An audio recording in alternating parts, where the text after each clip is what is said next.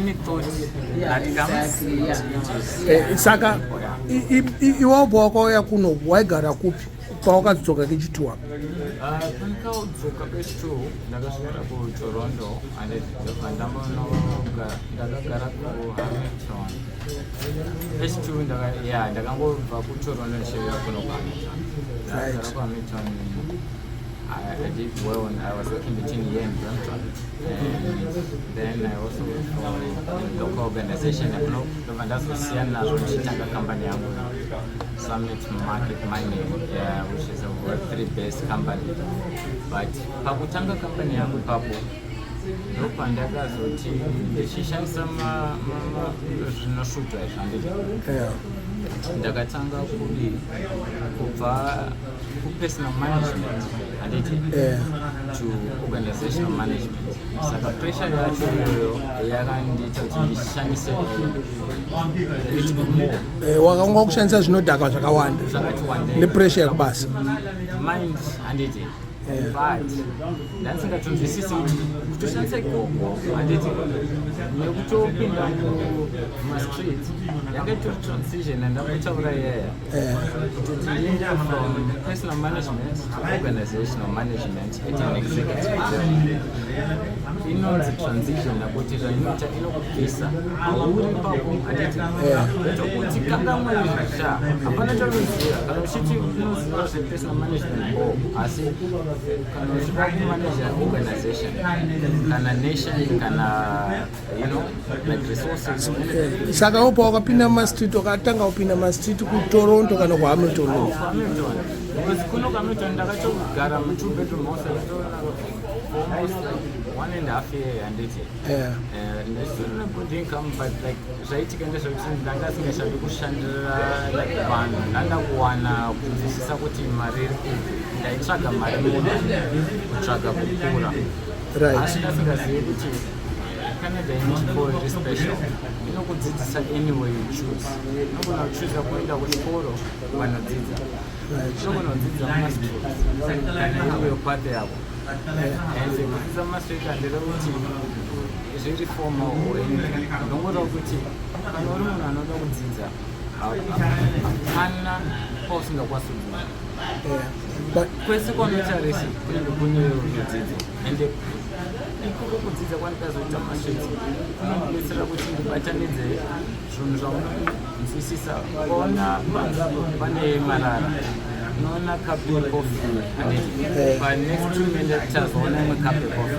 Kana uri munhu anodzidza unotanga kuzvibvunza kuti zvoreve ubva wabatanidza wati zvoreva kuti vanhu vanomwa kofi kutonzisa pane market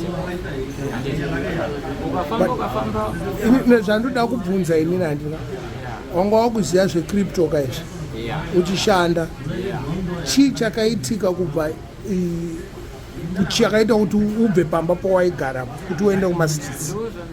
ndakatanga kushandisa ndazviexplain kuti pandakamuva from personal management to organizational management ndakatanga kushandisa crystal meth yakati wandandamboshandisa saka ndakabva wakundikana kubasa. Ndakakundikana asi handifundile kundikana. I feel like ndanga ndisati ndava ready. I took a role ndanga ndisandari too much pressure kuti ndive ready handiti for that position yekurana company yangu yandanga yaenda kubuda.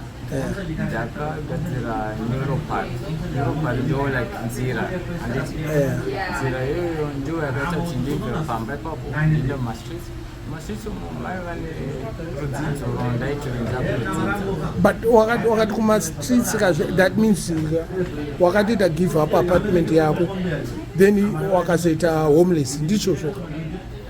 Let's put it that way. I wouldn't say that because I've always been fortunate enough to have good interpersonal skills and ndaikosa kutotsvaga imwe apartment asi ndaiona kugara kwevanhu panze handiti nekurarama kwavo ende ndaida kunzwisisa kuti kune ndau pane zvinhu zvavasingazviri kuitika.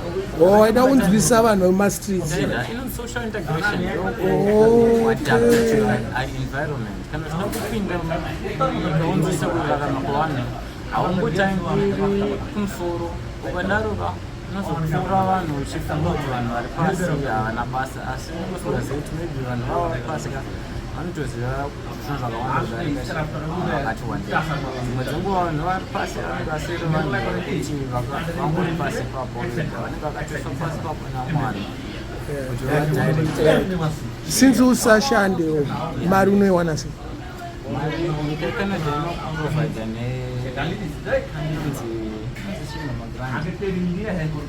social grants and social welfare. Yeah, so it's one of the support systems inoita kuti nyange ukanyanya kushandisa zvinhu handiti Wedzera and ndo chimwe chishuviro changu chekuti kushaka tikawana like a social like network yakadaro inobetsera vanhu kuti vawane maspecial grant kutoti pavanenge vachitransition from that stage yavari yekukopa anonzi dysfunctional coping mechanisms healthier functional coping mechanisms. They have a net, a safety net, and that can come in the form. Kuna munhu asikaziye unopiwa roughly mari pamwedzi? Ndikwanisa kutaura nokuti mari dzinosiyana, vanozofunga kuti maybe chichi asiyana. Oh, but you get something. I get something, tondiraramisa asi haikwanisa kuraramisa zvese zvaunoda pasi pano. But right.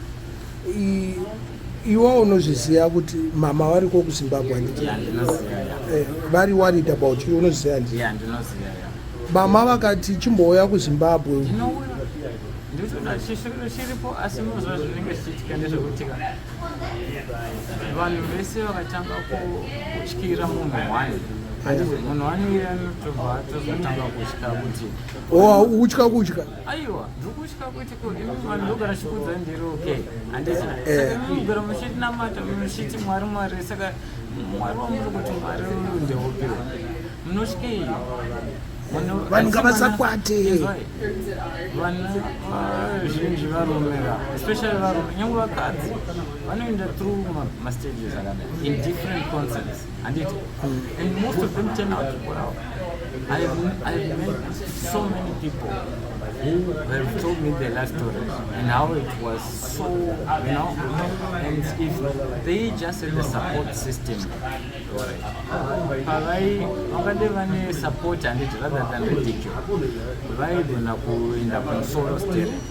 Saka ini mhuri yangu pachangu ndinova challenge ndochi ndinova ndakambowashata off I think mama knows right. Handiti kutaura zvemhuri yako, muri vangani mumba menyu? Takawanda. Aiwa, mumba mai vako nababa vako? Ndingori one. Saka you're the only child? Asi ndakakura nema-cousins but kuti pachivanhu hakuna chinhu zvinonzi cousin. Unongori mukomana sisi handiti hakuna ukama wakadaro pachivanhu saka ini ndakakura ndiri mwana one but from my mom side from my dad side kune mukoma wangu ari South Africa ndakataura naye kuna sisi wangu ari kuno ndakataura nawo futi but sisi wangu vari kuAfrica asati ndataura nawo wow better ndine cousin sister ari kuno handiti yekwachimono ndakataura naye ka1 kana ka2 and then ndineyana mama wangu from vana moyo ndio mhuri yangu yakakura singaiti and ndakudzidza kuti chinhu haisi kuiwana baba nemwana munhu wese family ifamily yakakura ende munhu wese yakakosha vamwe vari kuindia vamwe mhuri yacho yakakura zvekuti ndakunzwisa nyange varume vaindia nyange machina yakakura mhuri yacho une hama hopo. Aiwa kana mwari akasika munhu one Adam naEve kuti vazvare vawanda handiti tikawanda tobva takangamwa kuti tiri munhu one tinge chikangamo mwari handiti ndopaiva paunozotangonzisa kuti no psychosocial spiritual active drugs and dzinobetsera kukupisa pafungwa zvinhu zvawaiziva uchifunga kuti ndo zvamuziva handiti kukuindisa parenani kutoti umanage organization saka inokubvisa from oneness yako individualism handiti to connect you to others to feel for others to see what others see and embrace different ways of life. Ndakabvunzawo here mubvunzo kana usingakwanisa kupindura usapindura iwo une shuwiro here yekuregedza madrugs? Inini shuviro yangu ka ndeyekuti ndinoregedza madrugs pachinhambo chekuti handimashandisi everyday, asi ndinomafarira. Chii chaunofarira pamadrugs? Chandinofarira kuita ndechekuti chinondibetsera kufunga in a different way zvandambotaura, and it's a mood regulator. Handiti kune madrugs anesa munhu kuti ave kuita mwana kuti ave down. Saka kana uchida kuti umbonzwa kunakirwa mamadheza, saka iwo wakarova madrugs unenge uchifara manje. Haufari zvekutoti hayo kuno regulator, because sevanhu handiti tine handisi kufila mishona kunzwa zvokuti mamwe mazuva ka nyange ukataura namai nababa, nyange ukanamata hapana chiri kunyatsozadzisa, asi ukamwa doro nogona kuzadzisa, ukasvita something nogona kuzadzika. Inini unowana kungozara. Julian, ndangobvunza ina handikuziye, handiziye mama wako, una mama wako vari panapa. Tongoti mama wako vaona video iyi, wobva wataura kuna mainini wako vari panapa kuti mwana wangu ndoda kuti uye kuZimbabwe, umbogara nini timbotaura tione kuti zvakafamba. Unobvuma? Ndakatobvuma kare, ndokuzama kushanda na. Une passport? Handizima, ndichiri kugadzirisiwa, so tikuchigadzirisa zvinhu zvacho, but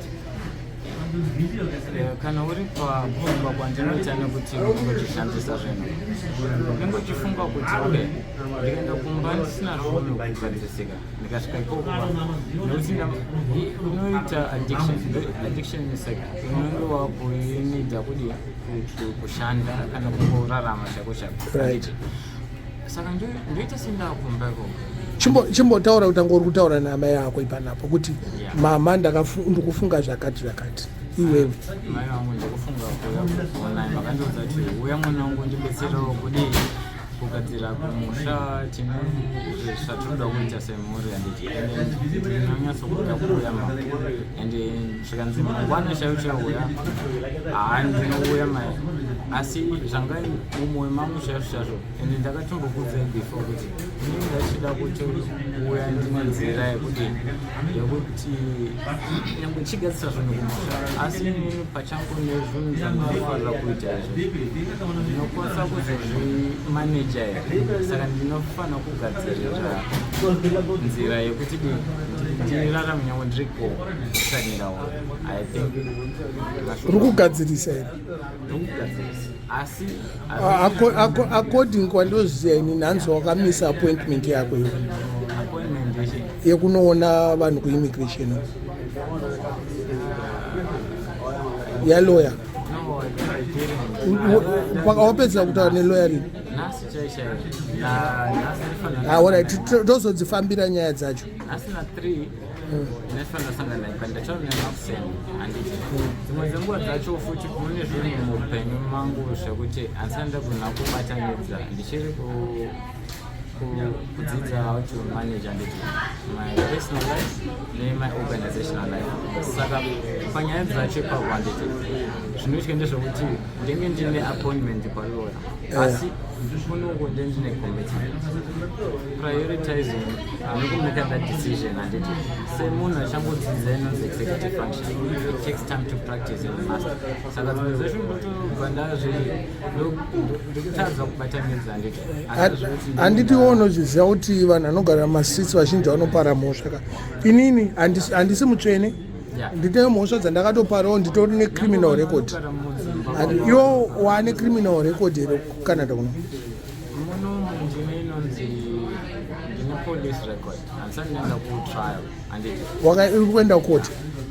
Ndofanira kuenda, but ndatombozvifunga nhasi ndikati ndiri kukoti, ndakazvifunga ndendiri kukoti. Alright, no problem. Yapera. But unongoziva kuti haufaniri kunetsana nevanhu. Kunetsana nevanhu panguva dzacho ende ndezverudo hazisi zvokuti ndongonetsa nemunhu wese panguva dzese asi ndikaona kuti vanhu vasi kunditeererawa ndotanga kuzvimirira nekuti kuona kwenyu handiti hausi kuona kwangu asi zviri kuti ndiri wrong hazviri kuti muri wrong zvongorotiona zvakasiyana asi patokubatana ndopatonyatsoona handiti ndopandava paupenyu kuti ndapa kuzvimirira enda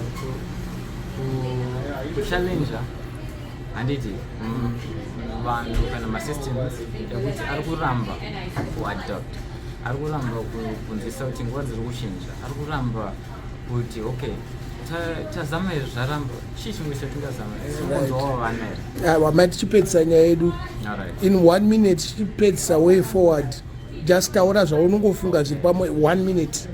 I think inini way forward ndinoona ndeyekuti nyika inoika nyika yakanaka zvisingaiti especially kwatinobva kuafrica takakomborerwa nezvinhu zvese tine nyika yakanaka zvokuti tikatanga kunzwisa kuti vana ava ndo vana vanofanira kutsvaga kuzvibatsira pamabhizinesi asi vanonida rubetsero pamari vanonida rubetsero pakusashorwa nelifestyle yanochuza asi kungonzwisisana kuti amana upenyu unombogozha saka hatisida kudi kuomeserana toda kuudza kuti upenyu huite nani ndo vision 2030 handiti ndokuvaka nyika ndokusimudzirana hakusi kuputsana kusimudzirana zviro titongorova neshamu 1 hazvishandi tikambouzama kugara pasi tikanzwisati vana vanodei tobva tafamba navo nenzira yavo handiti ndokwana kuzonzwisa kuti zvekutaurwa nevana ava handiti vana vakazvara pachako ivoyo hautembi neropa rako nguva dzacho ropa rako rinoramba richidzoka nekuti ivo pavarambwa mwana vanga isingateerere ende zvakabetsera kusunungura nzira handiti ndopatakuenda pane chimwe chinhando senyika secontinent aiwa tatenda mwo sharp